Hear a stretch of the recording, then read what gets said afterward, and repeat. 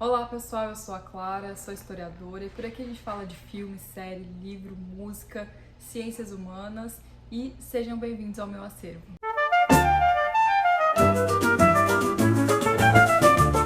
Então vamos lá, gente. O tema da aula de hoje é a Revolução Industrial segundo Eric Hobsbawm. Eu escolhi assim reler o capítulo da Revolução Industrial do Hobsbawm para poder a gente falar um pouquinho a respeito desse assunto e sair um pouco assim do senso comum de quando a gente fala de Revolução Industrial, porque pensa aí o que vem na cabeça quando a gente fala de Revolução Industrial. Na verdade é um tema de história, de ciências humanas no geral, de sociologia, de filosofia, de geografia, dá para abordar seja qual for a disciplina, seja qual for a unidade curricular, qual for a área do conhecimento específica, dá para abordar a Revolução Industrial. É um tema muito importante e um divisor de águas assim na história. Mas geralmente tem alguns sensos comuns quando a gente fala a respeito desse assunto. Principalmente assim, a Revolução Industrial foi aquele momento que trouxe mudança para a Europa, mudou o modo de trabalho, mudou a forma de vida, operários, fábricas e tal. Mas assim, como que tudo isso se deu na prática? Quais são as abordagens disso, afinal de contas? O que mudou, assim, na forma de vida mesmo das pessoas? Para além das invenções, eu acho que é aí que eu quero chegar. Quando a gente fala de Revolução Industrial, a gente também foca muito, principalmente no ensino fundamental, no ensino médio em alguma medida, mas assim, as invenções da Revolução Industrial, máquina a vapor, os novos tipos de teares na Inglaterra e tudo mais, e tudo isso é importante. Mas eu acho que, assim, pra gente analisar, o mais importante mesmo é realmente a mudança no âmbito do trabalho, o desenvolvimento do capitalismo industrial, obviamente, mas para além das invenções tecnológicas, que no começo nem foram tantas assim, que as pessoas, a Revolução Industrial daí já pensa que, nossa, robôs, essa coisa do senso comum de hoje. Não era bem assim, na verdade. Demorou até um tempo para as coisas irem se atrelando. Mas vamos lá, começar primeiro falando do Hobsbawm. Então, Hobsbawm, ele foi um historiador britânico de abordagem marxista, conhecido por analisar assim, os períodos longos, né? Tanto é que nesse vídeo a gente está utilizando aqui o capítulo A Revolução Industrial da Era das Revoluções, que é um dos volumes dessa coleção que ele tem, que se chama As Eras. Daí tem a Era das Revoluções, a Era dos Impérios, a Era dos Extremos e assim por diante. Dentro desse tema, o Hobbes vai analisar esse período, principalmente ali entre 1780 até 1830, 1840 e tudo mais. Então, isso pra gente se localizar um pouquinho no tempo. É importante falar que o Hobsbawm ele é da corrente marxista porque ele traz uma análise, então, daquela coisa do materialismo histórico dialético.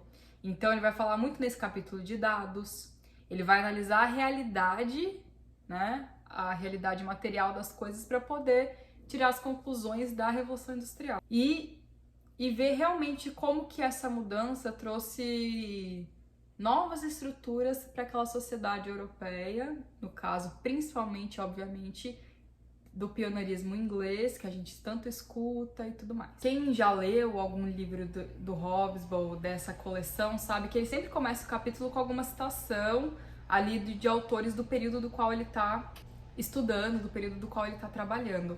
E nesse capítulo da Era das Revoluções, ele vai falar o seguinte: desta vala imunda, a maior corrente da indústria humana flui para fertilizar o mundo todo.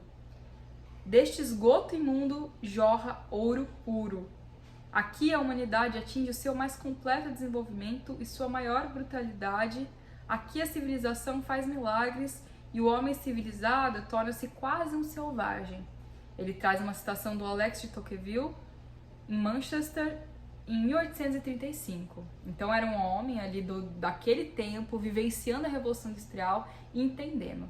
E só por essa citação do começo do capítulo a gente já consegue entender várias coisas. Então, de como que realmente esse período trouxe mudanças Ele brinca até com a questão, né, de civilizado e selvagem, que é algo que a gente já discutiu quando a gente falou o que é cultura em outros vídeos, em outras aulas, porque ao mesmo tempo que a gente fala, poxa, Revolução Industrial, civilização, trem, máquinas, fábricas, mas assim, a que custo? Qual é o custo do desenvolvimento de toda aquela indústria naquele período? Então ele começa discutindo uma coisa importante, que é assim: as pessoas se deram conta, as pessoas entenderam o que estava acontecendo, os trabalhadores, a grande massa da população, por assim dizer, só a partir de 1830, que inclusive surgiu assim correntes filosóficas que entenderam o que estava acontecendo para poder, até de alguma maneira, surgir movimentos sociais, como em meados do século XIX, o comunismo e outras filosofias do tipo. É interessante a gente entender essa marcação temporal, porque lá, por exemplo, em 1780, tal, assim, quase que 100 anos antes, um século antes, já acontecia na Inglaterra essa revolução industrial, essa pré-revolução industrial, algo assim, já acontecia, mas foi-se ter uma marcação dela e foi-se utilizar esse termo quase que um século depois, pra gente se localizar, tá?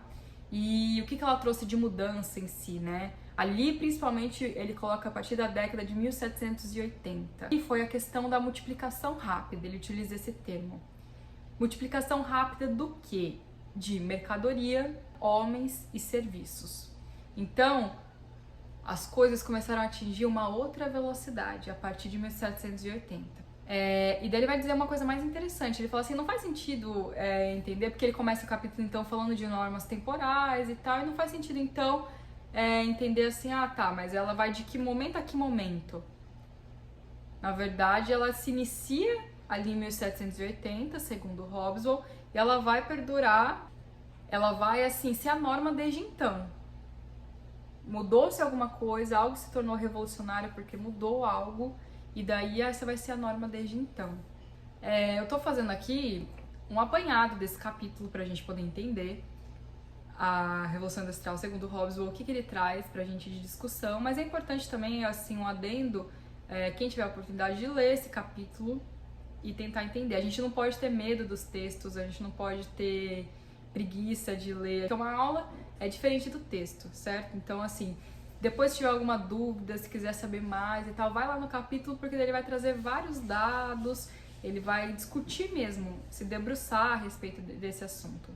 Nesse capítulo que, inclusive, assim, falando de Revolução Industrial, para muitas bibliografias, assim, é um capítulo bem introdutório, na verdade, mas pra gente aqui serve, inclusive para revisão do Enem e tal, para adicionar novas informações para aquela coisa que a gente aprende na escola, para aquela coisa de que a gente vê em resumos, que a gente vê em mapas mentais, poder ser algo complementar até. Então, dito isso, ele tá nesse começo discutindo a linha temporal e tal, entendendo, e daí a gente vai para a pergunta do porquê na Grã-Bretanha, porquê na Inglaterra, ele fala que tinha condições necessárias. A Inglaterra já tinha passado quase um século que ela tinha, por exemplo, julgado um rei. Se vocês bem se lembram lá da Revolução Inglesa, já ouviu falar da Revolução Inglesa? Guilherme de Orange, o Jaime lá, toda aquela galera e tal, eles tentaram um tipo de parlamentarismo naquela época.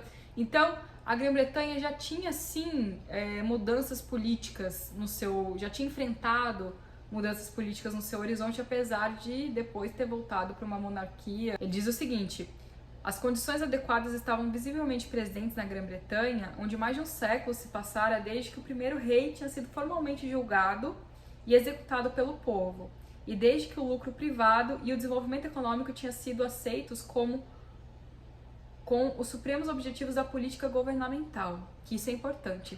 A gente vê ali a Revolução Inglesa e tal, a gente entende também a ascensão da burguesia. Não dá para entender a Revolução Industrial sem entender a ascensão da burguesia. Lembra essa palavra? Burguesia vem lá dos burgos, ali, né, do começo do desenvolvimento do comércio na Europa e tal. E esses comerciantes, vamos dizer assim, esses começos de empresários, né? Não é esse pessoal de Wall Street, não, da Avenida Paulista ainda, calma. É lá de outros tempos, mas assim, esse novo grupo social, que depois vai surgir como classe propriamente dita no século XIX, eles vão ganhando poder também político-governamental. Para implementar um novo tipo de produção que eles controlassem, já estava um cenário dado ali nas políticas governamentais da Inglaterra. Eles já tinham conseguido se integrar no poder político, por assim dizer. E é isso que ele está dizendo um pouco nesse trecho aqui. E não tem, né, gente, como assim, como essa burguesia, como esse poder, esse novo poder desse capitalismo industrial, ele surgir sem o apoio de políticas governamentais. Precisa mexer com imposto, precisa mexer com incentivo à produção. E daí ele vai também dar a primeira demarcação, que era a mudança na produção agrícola, né? Ele fala que já estava surgindo uma mudança da produção agrícola para não ficar só no campo, por assim dizer. Aumentar a produção agrícola para expandir essa produção, para alimentar uma população não agrícola, ou seja, já estava assim ocorrendo aquela coisa de depois que a gente vê maior e em uma maior escala do surgimento das cidades. Mas então, se eu preciso aumentar a produção, é porque eu preciso também alimentar uma população não agrícola. Ele diz uma coisa: fornecer um mecanismo para o acúmulo de capital a ser usado nos setores mais modernos da economia. Então, a própria agricultura, que é então ali base da economia e tal, ela vai servir de alguma maneira para impulsionar também essa revolução industrial. Ela vai se direcionar de uma produção voltada a esse mercado, voltada a esse momento. Então vamos lá.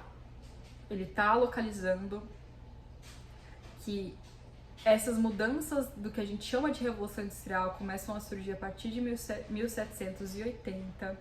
Ele coloca a Inglaterra em um lugar propício. Já tinha ocorrido mudanças políticas que ao poder da burguesia, por assim dizer, ele não utiliza essa palavra, mas o poder da burguesia já estava ali junto com o poder político governamental, e a produção agrícola já estava voltada também para essa expansão de centros urbanos, de mercadorias e tudo mais. E daí um ponto que eu acho interessante que ele traz, ele diz o seguinte: eu vou falar aqui eu vou discutir trechos do texto, citações, e daí a gente vai conversando, tá? Só para assinalar a dinâmica aqui.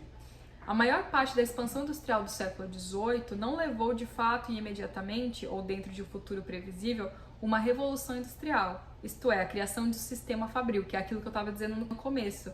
Não é que assim, nossa, em 1780 tinha fábrica a rodo na Inglaterra, não quer dizer isso.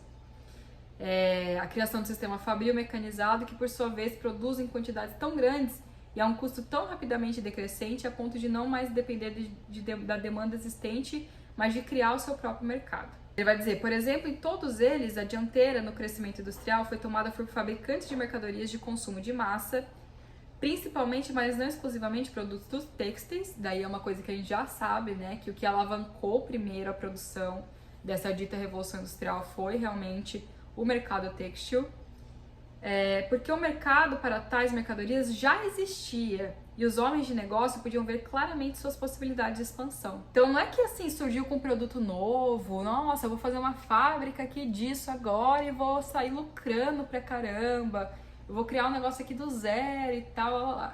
Não foi bem isso. Eles viram onde tinha uma janela de oportunidade ali, eles viram onde tinha ali realmente um mercado possível e começaram a investir naquilo.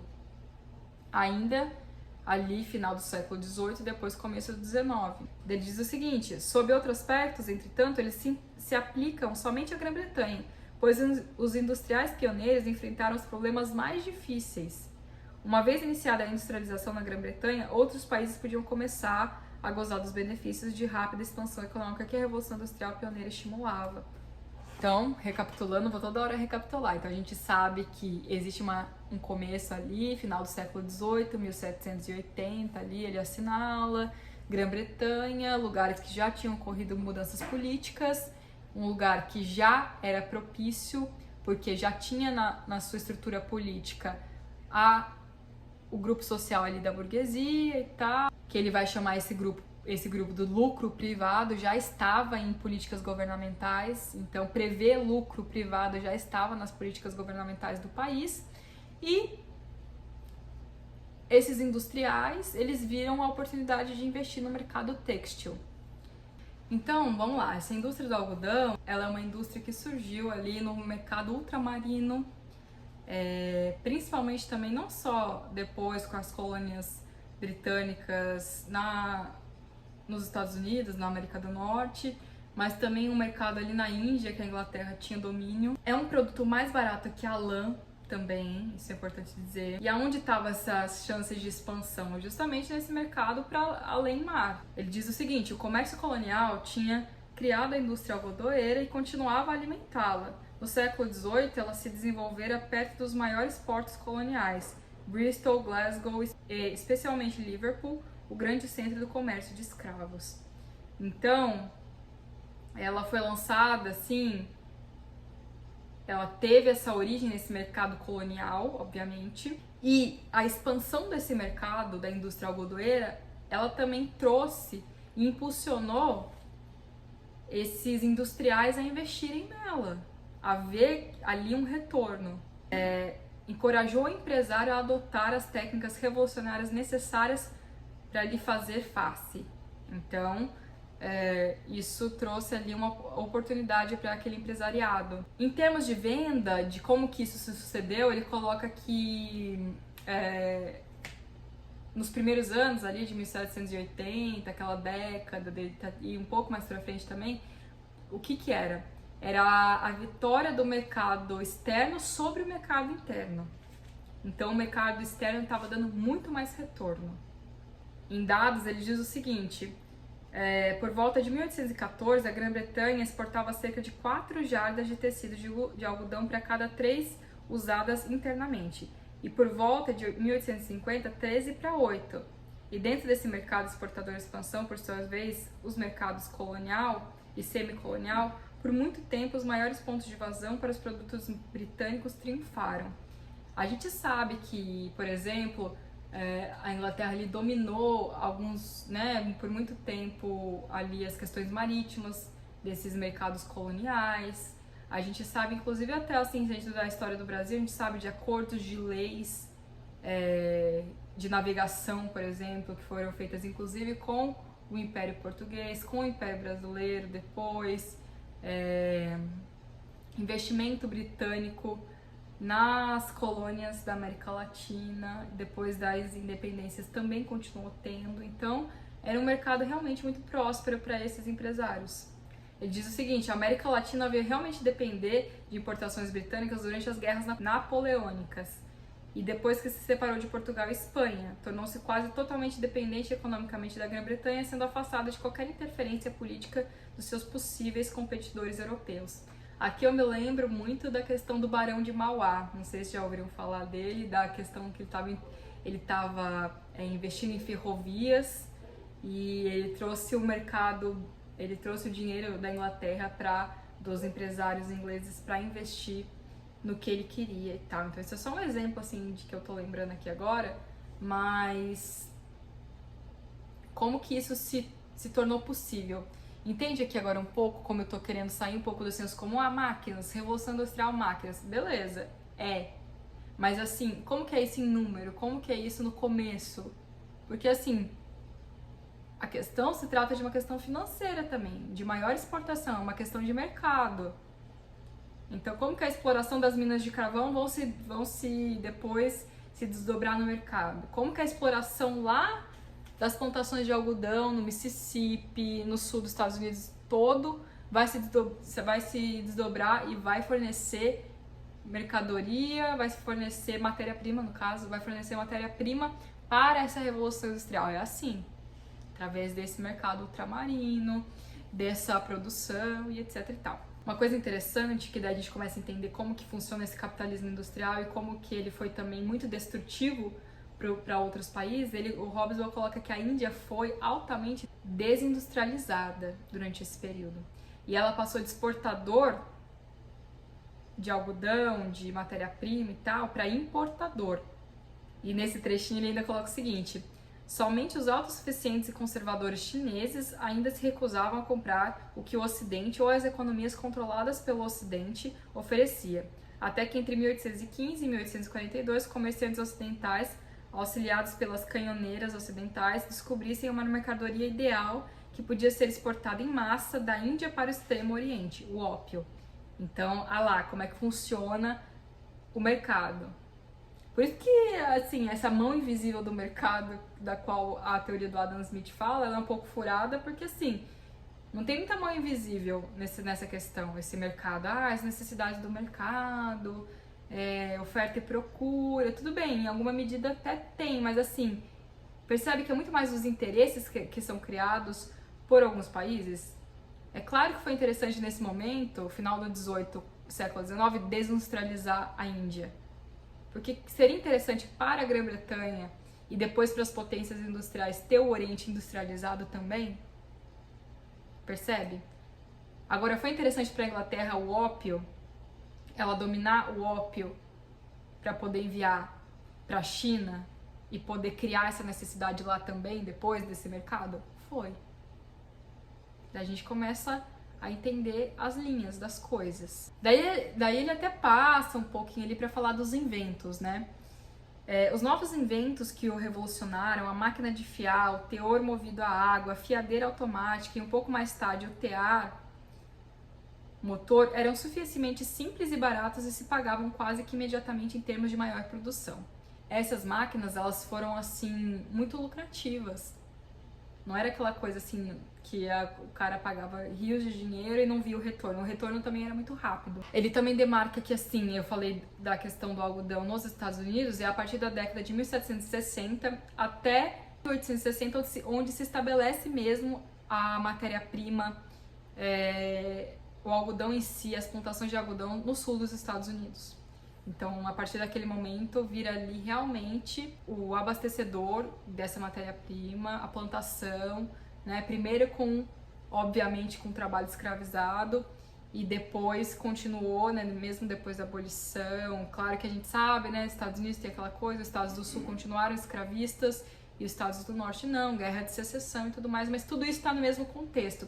Outra coisa de legal de estudar a história, desmistificando alguns pontos, é que a gente sempre pensa, e é normal isso, porque na escola a gente estuda tal assunto. Então, Revolução Industrial. Então, eu vou lá e vou parar a estudar a Revolução Industrial. Inglaterra, papapá, aquilo.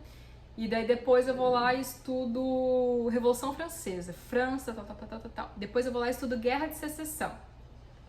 Mas assim, esses eventos, eles são culminantes. Né? Não é que tá acontecendo tudo ao mesmo tempo, mas assim, são reflexos um dos outros, tem influências um dos outros e tal. Isso é interessante a gente perceber também e abrir a nossa mente para isso. Então, até quando o algodão ele era o grande lance ali na Inglaterra e tudo mais? Até 1830. Então, a gente tá falando de bastante tempo, né? É quase que 100 anos. Se a gente falar ali do marco temporal que ele coloca de 1780 para 1830, é muito tempo ali com a base do algodão. Diz o seguinte, era a única indústria britânica que predominava a fábrica ou engenho. O nome derivou-se do mais difundido estabelecimento pré-industrial, a empregar a pesada maquinaria a motor. Então não é o engenho não, aqui é o engenho aqui do século, também ali final do século XVI, como XVIII, aqui na América Latina, na América Latina, do engenho de açúcar, não. Era um começo ali de máquinas movidas a motor, que não é necessariamente também a máquina, vai pensar em Fordismo já e tal, não. Era aquela coisa pré-industrial ainda. A princípio, entre 1780 e 1815, principalmente na fiação, na cadação e algumas operações auxiliares, depois de 1815 também, cada vez mais na tecelagem.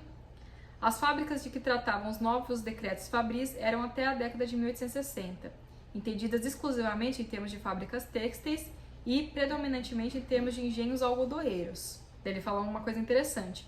Nem mesmo a máquina a vapor, embora aplicada a numerosas outras indústrias por volta de 1815, era usada fora da mineração, que a tinha empregado pioneiramente. Em 1830, a indústria e a fábrica, no sentido moderno, ainda significavam quase que exclusivamente as áreas algodoeiras do Reino Unido. Então, Aí tá a importância da gente entender que não era aquilo assim, nossa, tudo começou a ser fabricado nesse sistema fabril. Ele até utiliza, ele fala a palavra fábrica, entre aspas, ele fala a palavra indústria, entre aspas, porque a gente ainda tá muito realmente no começo disso. A gente sabe que existem as classificações, né? Primeira Revolução Industrial, segunda, terceira, quarta. Não é necessariamente o assunto desse vídeo, mas a gente tá no que as pessoas chamam da primeira Revolução Industrial mesmo, tá? Esse tipo de indústria ainda, essa pré-indústria de máquinas a vapor ali, do que ele tá chamando de engenho e tal, que só se baseava na produção têxtil mesmo. Ele vai dizer que existia até algumas, assim, pequenas fábricas e tal, de cerâmica, outros produtos têxteis, alimentos e tal, mas nenhuma delas chegava a empregar 1,5 milhão de pessoas, como por exemplo as da indústria algodoeira. Então, só pra gente ter uma noção realmente do impacto que era a produção têxtil e do que era a produção de outras coisas, de outros produtos, de outras mercadorias. Daí onde essa indústria começa a ter alguns problemas, por assim dizer. Ele fala lá que a partir da década de 1830 e 1840 começam a se ter alguns levantes dos trabalhadores contra esse sistema de trabalho fabril, contra esse novo tipo de produção, obviamente, né? Esse é outro ponto que a gente estuda, obviamente, quando estuda a Revolução Industrial, a diferença do trabalho artesanal para o trabalho manufaturado, para o trabalho da maquinofatura, por assim dizer. A alienação do trabalho, que agora o trabalhador, então, ele não era mais a produção artesanal, ele não era dono daquilo que ele produz, ele vende a força de trabalho dele, então tudo isso vai gerar agitações, né? Para não mencionarmos a agitação revolucionária sem paralelo em qualquer outro período da história britânica recente. Então ali era o grande momento dessas agitações. Assim, a gente conhece algumas dessas agitações e a gente vê também o ludismo, o cartismo. Então, são todos movimentos assim espontâneos, surgimentos depois de unions, né, dos sindicatos e tal, nesse momento ali, surgimento também desse novo grupo social, porque a gente está falando desse novo grupo social, dessa burguesia e depois dessa classe dominante ali no formação do capitalismo industrial no século XIX, a gente está falando também, obviamente, do surgimento do operariado, né, dos proletários, para a gente falar também nessa linguagem marxista, por assim dizer. Então, obviamente que isso também começa a surgir ali, ele coloca a partir de 1840 e tal. A Revolução Social eclodiu na forma de levantes espontâneos dos trabalhadores da indústria e das populações pobres das cidades, produzindo as revoluções de 1848 no continente, com os amplos movimentos cartistas na Grã-Bretanha. Olha lá o que ele está mencionando. Os pequenos comerciantes sem saída, a pequena burguesia, setores especiais da economia eram também vítimas da Revolução Industrial e de suas ramificações. Então, não era só o proletário mesmo, assim, era também os pequenos burgueses. Os trabalhadores de espírito simples reagiram ao novo sistema destruindo as máquinas, que julgavam ser responsáveis pelos problemas. Mas um grande e surpreendente número de homens de negócios e fazendeiros ingleses simpatizava profundamente com essas atividades de seus trabalhadores ludistas, porque também eles se viam como vítimas da minoria diabólica de inovadores e egoístas. A exploração da mão de obra que mantinha sua renda a nível de subsistência, possibilitando aos ricos acumularem os lucros que financiavam a industrialização, e seus próprios e amplos confortos criavam um conflito com o proletariado. Então percebe. Porque assim, né, quem que dominou aquele mercado efetivamente dito eram esses industriais que tinham dinheiro para aquilo. Eles obviamente não iam dividir, eles não iam falar assim, olha, pequeno burguês, que você tem um dinheiro aí, investe aqui junto comigo, vamos enriquecer junto. Não, a gente sabe que o capitalismo por si só é um sistema de acúmulo do capital.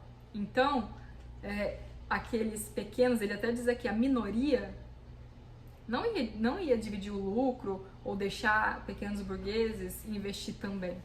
Então, por isso que eles também gostaram das atitudes dos cartistas, dos ludistas, de destruir as máquinas e de ir contra aquele novo sistema imposto também.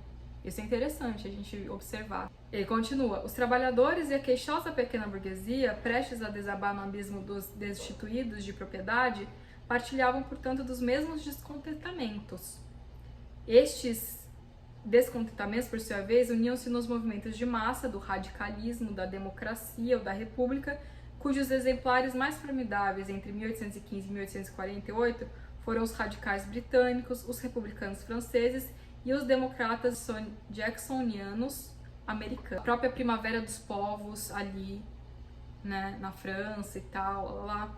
Então, é um movimento também de muita efervescência social, isso é importante a gente demarcar.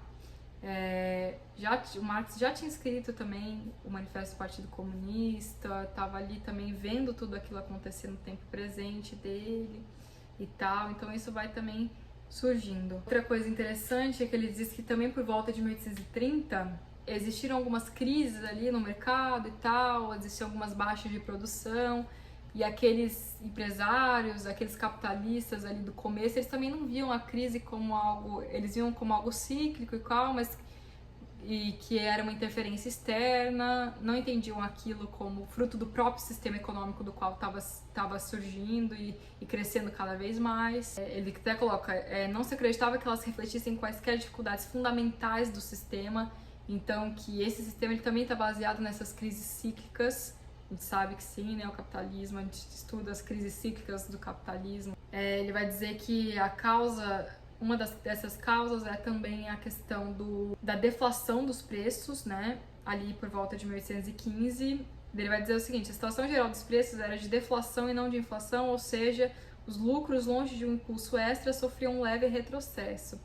Então, obviamente, se o preço ele cai, não tem como ter um lucro frente às mercadorias e tudo mais, mas esses são detalhes assim mais econômicos que a gente não precisa entrar tanto a fundo, mas também para entender que não foi tudo mil maravilhas, não foi só lucro a Revolução Industrial, teve seus momentos de crise também, porque também estava surgindo dentro desse sistema capitalista. E aí como se faz esse lucro, né? Como que corre atrás de ter mais produção, de ter mais à venda? Ali cria-se um limite, né, do que o ser humano pode fazer naturalmente.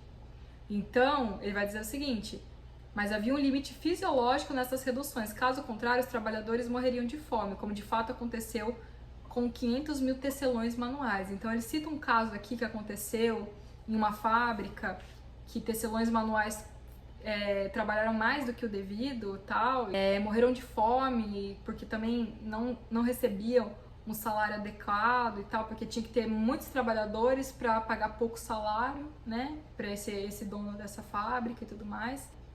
Essas são as condições lá da pergunta do começo. A que custo? A esse tipo de custo também. 500 mil tecelões manuais. É um dado que o Hobsbawm traz nesse capítulo. Então é muita gente.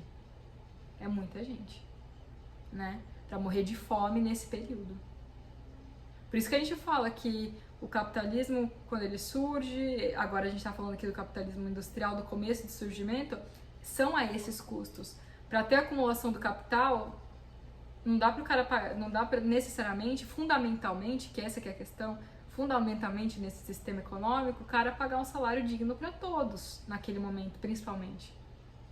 Então, são esses os custos também. A indústria, assim, estava sob uma enorme pressão para que se mecanizasse, isto é, baixasse os custos através da diminuição da mão de obra, racionalizasse e aumentasse a produção e as vendas, compensando com uma massa de pequenos lucros por unidade a queda nas margens.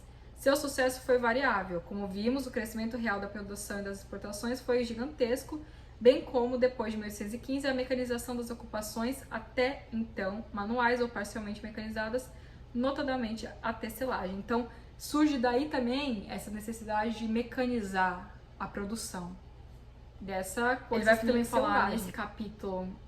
Ele vai também falar nesse capítulo a respeito da mineração do carvão. Ele vai dizer que não sofreu quase nenhuma importante revolução tecnológica nesse período, mas ele já tinha uma capacidade imensa. Em 1800, a Grã-Bretanha deve ter produzido perto de 10 milhões de toneladas de carvão, ou cerca de 90% da população mundial. Seu competidor mais próximo, a França, produziu menos de 1 milhão, então só para a gente ter uma noção ali. O que acontece? Essa produção, né, essa indústria que estava surgindo, também era grande o bastante para estimular a invenção básica que queria transformar as indústrias de bens de capital, a ferrovia. E daí a gente chega numa coisa importantíssima, a ferrovia.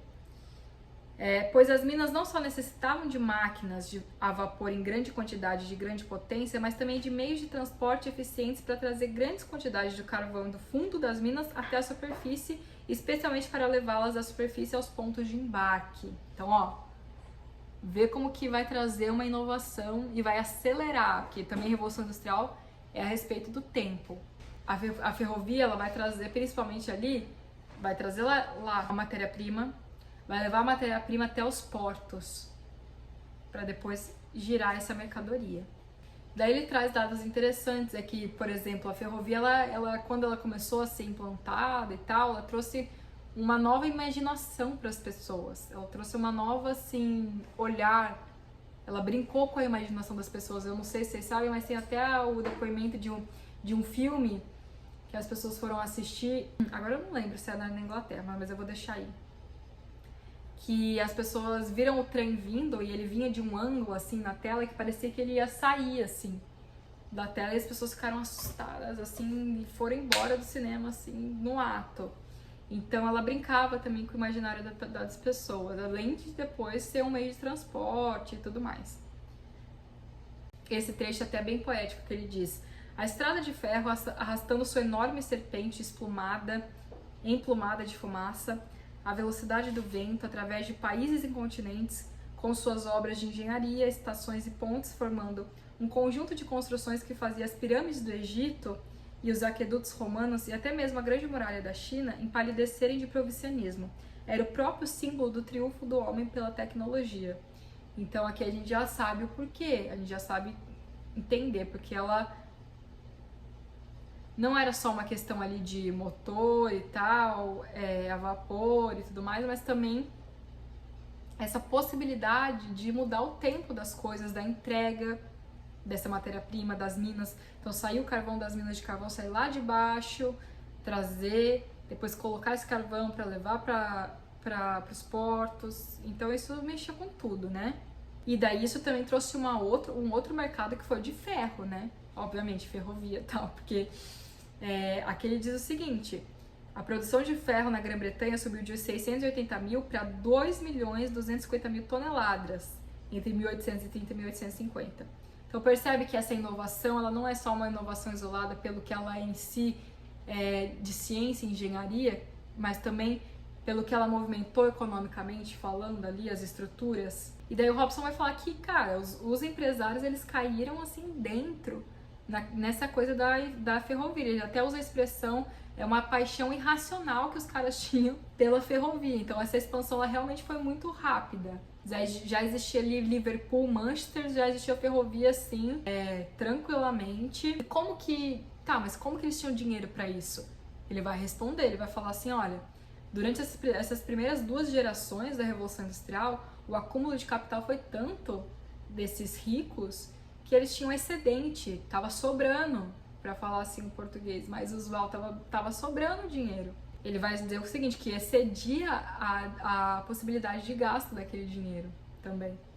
Não dá pra queimar dinheiro, então os caras, eles arranjavam o mercado e colocavam coisa para investir também. Ele também vai mencionar as pessoas, assim, de classes médias que também já começaram a achar que tinham dinheiro para gastar e tal, e também vão começar a gastar dinheiro. Então ele vai, nesse capítulo, ele também vai, assim, explicar como que vai movimentar essa economia, não só desses capitalistas, empresários, investidores nesses mercados, tanto do algodão quanto de ferrovia, mas também da própria população, principalmente dessa pequena burguesia e tal. Ele vai falar até o seguinte: suas esposas se transformaram em madames instruídas pelos manuais de etiquetas que se multiplicavam nesses períodos, suas capelas começaram a ser reconstruídas em estilos grandiosos e caros e começaram mesmo a celebrar sua glória coletiva, morando em monstruosidades cívicas como esses horrendos townhouse, imitando os estilos góticos e renascentistas, cujo custo exato e napoleônico os historiadores municipais registraram com orgulho. E para concluir esse tópico da ferrovia, ele vai dizer: o capital encontrou as ferrovias que não podiam ter sido construídas tão rapidamente, em tão grande escala, sem essa torrente de capital, especialmente na década de 1840. Era uma conjuntura feliz, pois de imediato as ferrovias resolveram virtualmente todos os problemas do crescimento econômico. Então ela realmente juntou assim o útil ao agradável, porque eles investiram dinheiro nelas e elas trouxeram muito retorno, movimentando aquele mercado. E assim, o último ponto do capítulo, ele é dividido em 5 partes. Esse capítulo ele vai falar então da mão de obra, que é uma questão assim, por último, mas não menos importante. Porque ele vai dizer o seguinte: o que deveria ser assim crucialmente mobilizado era a mão de obra. Como que isso se transformou em alguma medida? E daí ele vai dizer uma coisa interessante: teve uma transformação social e não tecnológica. Qual foi a primeira transformação social? Primeiro, os cercamentos lá atrás das terras e o surgimento da propriedade privada. Ele coloca como liquidação do cultivo comunal da Idade Média. E essas transformações trouxeram, por exemplo, a depressão agrícola em 1815, que é um negócio que ele cita, que reduziu os camponeses ali a uma massa desmobilizada, né? Até esses camponeses e até essas massas se transformarem depois em operários urbanos, teve um custo. Né? De novo, a que custo? A esse custo. E da onde vem, então, né, esses operários, essa mão de obra industrial? Obviamente do outro setor que não era industrial. População rural doméstica. E o que atraía aquelas pessoas, ele vai dizer, a dificuldade social e econômica era a arma mais eficiente, secundada pelos salários mais altos e a liberdade maior que havia na cidade. Então as pessoas se sentiam atraídas por essas novas ocupações, e forçadas também, porque as coisas estavam mudando e é onde as coisas estavam acontecendo também. Ele vai citar um dado importante, que é a forma irlandesa, que produziu uma emigração em massa também para esses centros fabris, um total de 8,5 milhões de pessoas. E essas pessoas, obviamente, ainda não tinham as qualificações necessárias, né? Então, tiveram que aprender a trabalhar na indústria, a entender o ritmo regular da indústria, do trabalho diário ininterrupto. Muitos donos de fábrica, o Hobsbawm vai citar, que eles reclamavam da preguiça do operário. Mas a preguiça do operário era assim, né? Não queria trabalhar, sei lá, 18 horas por dia. Então, como é que é isso? Né? 20 horas por dia? Como que era o ciclo da fábrica. E é por isso que ele vai dizer que essa revolução industrial não começou por uma transformação tecnológica, mas por uma transformação social. São todas essas transformações sociais desses grupos sociais aí que estavam comandando essas estruturas, né? Ele vai falar o seguinte: sempre que possível, de se pagar tão pouco ao operário que ele tivesse que trabalhar incansavelmente durante toda a semana para obter uma renda mínima. Nas fábricas onde a disciplina do operariado era mais urgente, descobriu-se que era mais conveniente empregar as dóceis e mais baratas mulheres e crianças de todos os trabalhadores no engenho de algodão ingleses entre 1834 a 47. Cerca de um quarto eram homens adultos, mais da metade era de mulheres e meninas e o restante rapazes de abaixo dos 18 anos. E aí a gente volta na pergunta: a que custo que era esse trabalho desenvolvido? A gente tem fotografias assim de trabalho infantil, é um tema muito forte. Quando a gente vai falar de Revolução Industrial, vou deixar aí algumas, assim, não necessariamente do século XIX, até a década de 30 e tal. Nos Estados Unidos tem fotografias e mostra que, assim, não tinha um senso moral, obviamente, não tinha mesmo, mas assim, não tinha limite, por assim dizer, para essa expansão. O subcontrato, a prática de fazer os trabalhadores qualificados verdadeiros empregadores de auxiliares sem experiências, também começou a surgir. Então, criou essa coisa assim: tem um trabalhador aqui que ele é mais qualificado, então ele subemprega outros trabalhadores e tal. Eles vão ser auxiliares, né? 2/3 dos rapazes e 1/3 das meninas estavam assim sob emprego direto de trabalhadores e eram, portanto, mais vigiados. E fora das fábricas propriamente ditas, tais acordos eram ainda mais comuns. O subempregador, é claro, tinha um incentivo financeiro direto para que seus auxiliares contratados não se distraíssem. Então, entende esse ambiente fabril? Aí eu tenho aqui uma posição na fábrica, eu vou lá contratar uns 3 auxiliares, eles vão trabalhar aqui no meu setor para mim, e daí eu vou controlar eles vão trabalhar horas e horas e horas diretas, eu vou ganhar com isso, e vai criando esse sistema, né, individualista, competitivo, que é próprio do sistema do capitalismo industrial que estava surgindo ali naquele começo. É que ele só está dando exemplos pra gente de como que isso surgiu na prática, que eu acho que é legal a gente entender também. E outra coisa que ele assinala nesse final do capítulo é que a política do final do século XVIII ela estava assim comprometida com a supremacia dos negócios. Daí a gente pode citar vários estudiosos a respeito, a ética protestante e o espírito do capitalismo, do Max Weber. Para aquela indústria prosperar, teve que existir esse incentivo político, que é o que a gente falou no começo. Então, a política governamental, ela estava, assim, né, realmente comprometida. Ele vai dizer também, de forma poética, deste modo bastante empírico, não planificado e acidental, construiu-se a primeira economia industrial de vulto. Suas novas cidades eram mais feias e seu proletariado mais pobre do que em outros países. A atmosfera envolta em neblina e saturada de fumaça, na qual as pálidas massas operárias se movimentavam, perturbava o visitante estrangeiro. Então ele vai falar ali das competições, né? Cerca de 200 a 300 milhões de libras de investimento de capital britânico, um quarto no ZEWA, nos Estados Unidos, quase um quinto na América Latina, traziam dividendos e encomendas de todas as partes do mundo. Era de fato a oficina do mundo. Então ela movimentava ali, era a grande assim distribuidora, era a grande fornecedora de mercadoria do mundo naquele período. Então ele vai assim definir nesse capítulo todas essas questões, ele vai trabalhar com esses conceitos, com esses dados, para poder realmente entender o porquê da Inglaterra, como que isso se deu, por que esses grupos sociais movimentaram essas estruturas. Esse aqui não é um vídeo de resumo da Revolução Industrial, ele não é um vídeo assim pra gente de decorar coisas para resolver questões, é só pra gente ter assim um complemento a mais e entender, segundo o historiador britânico também, como que ele viu, como que ele estudou esse assunto, tá? Espero que vocês tenham gostado. Por favor, quem puder, curte esse vídeo, comenta, compartilha, se inscreva no canal e até o próximo vídeo para a gente discutir mais questões de história, de ciências humanas ou de filmes e tudo mais que tem aqui no acervo. Até mais!